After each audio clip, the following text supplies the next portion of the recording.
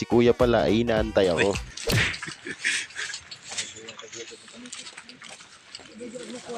Sa mga oras na to ay sinimulan na namin maglakad patungo dun sa mga cave. Dahil first time ko dito, hindi ko alam kung anong meron.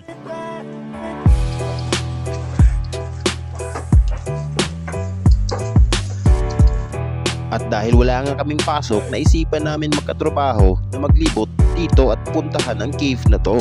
At pasensya na sa ating kamera mga kaninja dahil wala tayong GoPro, cellphone lang gamit natin.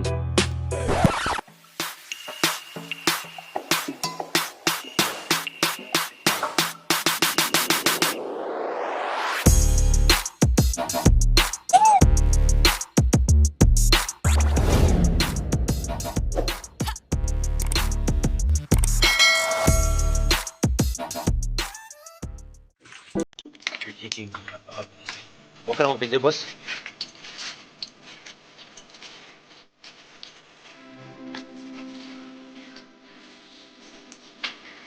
Twice. At pinasok na namin yung unang destinasyon dito sa Munting Cave.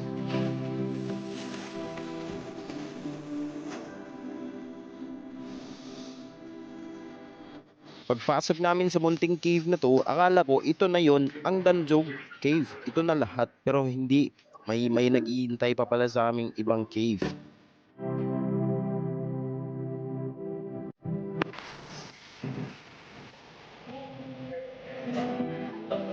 Saan?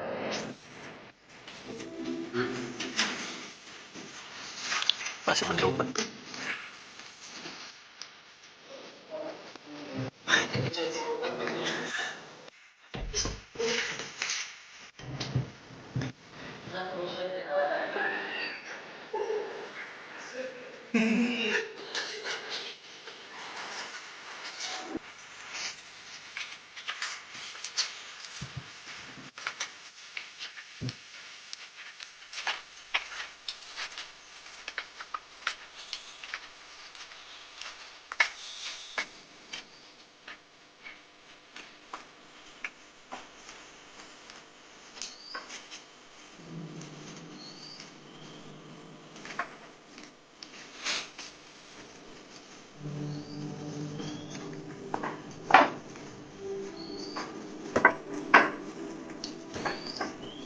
At ang sunod naming pinuntahan ay itong Munting Cave na ito na kung tinatawag nilang tahanan ng mga pagong. At pagpasok namin sa loob, iwala ni isang pagong na nagpakita sa amin. Dahil sabi ni Kuyang tour guide ay hindi sila lalabas kapag walang ilaw at nasira daw ang mga ilaw nila dito.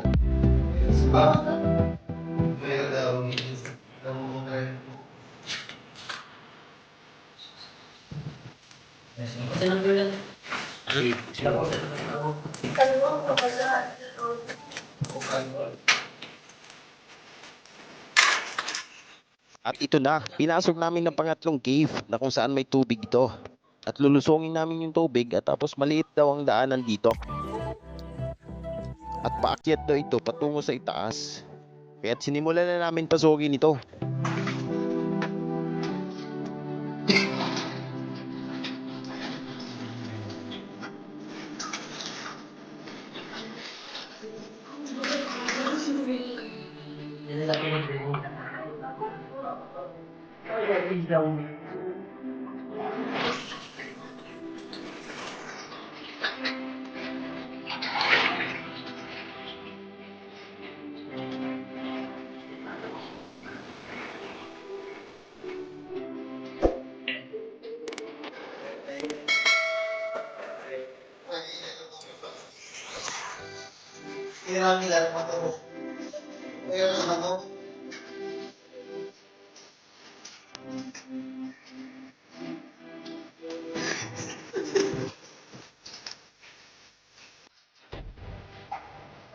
Hawak.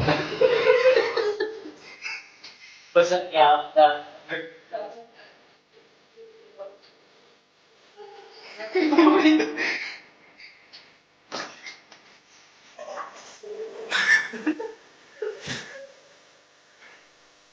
Bite.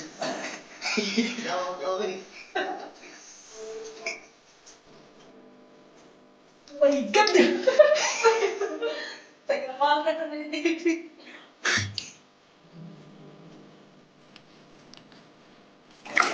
Oh shit, not good.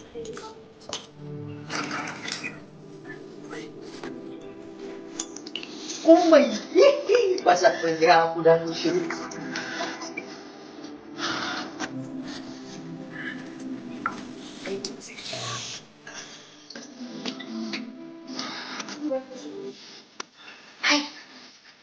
Yung isang paglup-lup.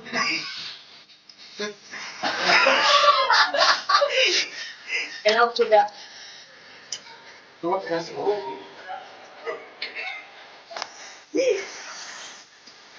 Alam ko naman sa tubo.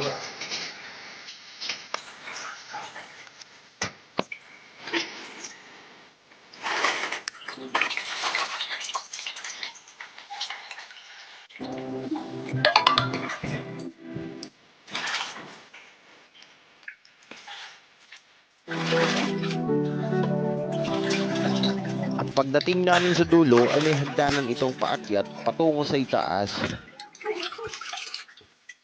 At sabi ni kuyang tour guide na dahan-dahan lang, medyo nadulas.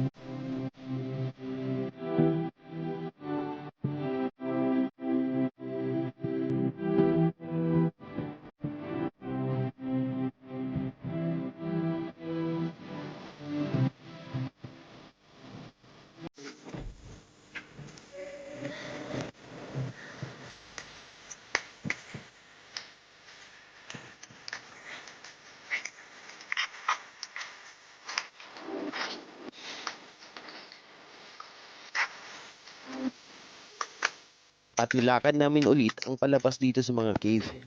At buong akala ko yun na lahat. Yun na ang huli naming papasukan. Pero ito si kuyang tour guide, parang sinusurpresa talaga kami.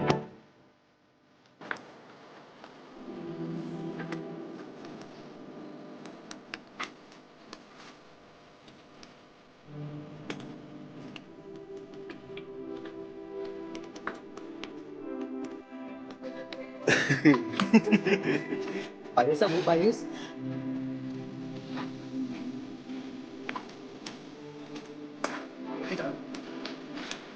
Baliktad sa na yun.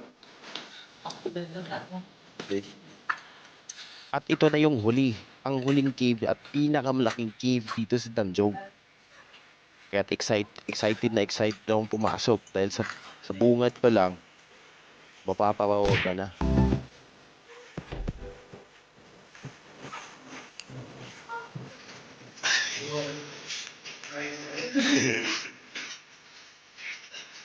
At base sa makikita nyo ay may hagdanan na dito na pinasadya talaga nilang ginawa para maganda siyang daan.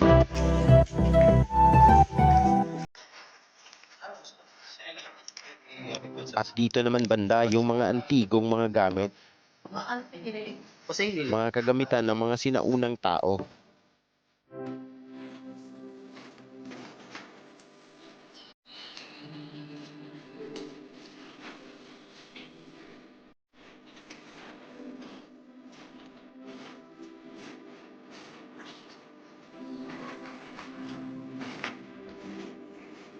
At dito naman sa nakakahon ay yung mga lumang plato na nilagay nila sa kahon.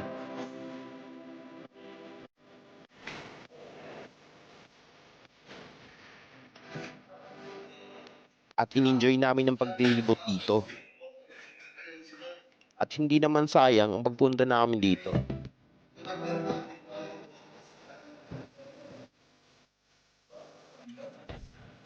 At sabi na ni Kuya Tour Guide, hindi lang ito ang mga antigo dito noon.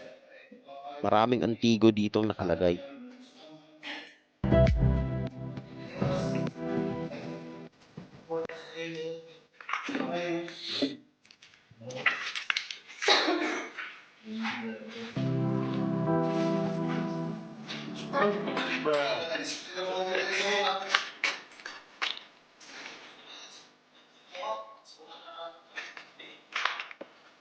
Kaya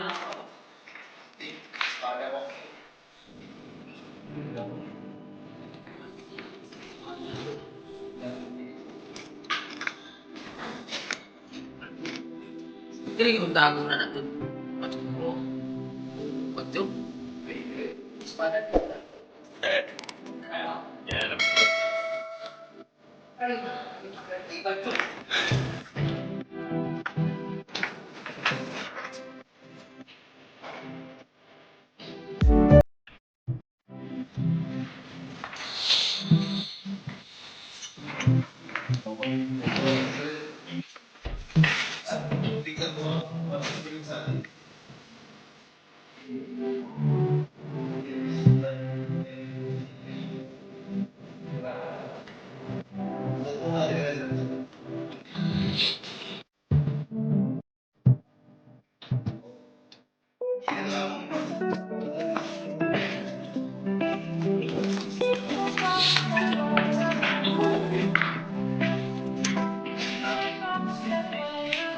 Uy, nakalimutan sa plastic.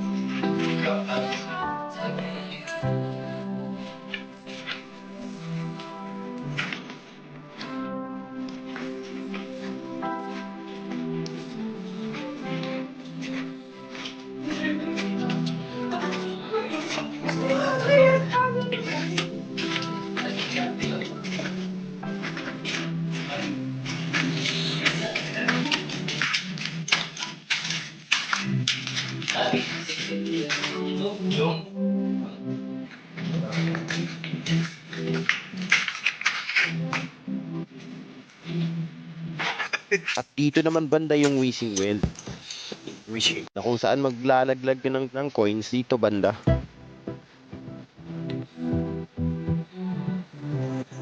Kung gusto mo para mas maraming swerte, iPhone 13 yung ilaglag niyo dito. Magaling kang kupal ka. Pinasunod kami ulit ni Kuya. Na kung dito banda ay kung saan tanaw mo ang karagatan. At akala ko ito na yung pinaka-top. Pero hindi pala. May sa itaas pa.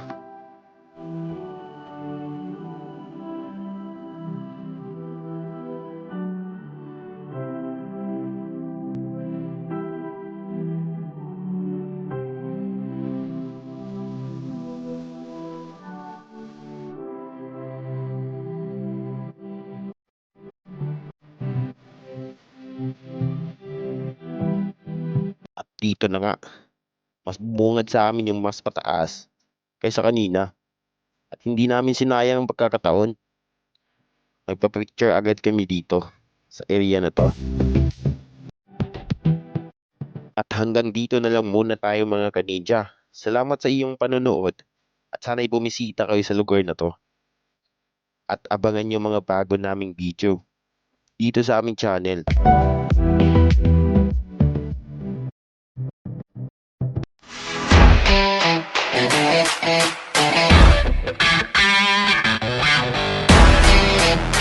Thank you.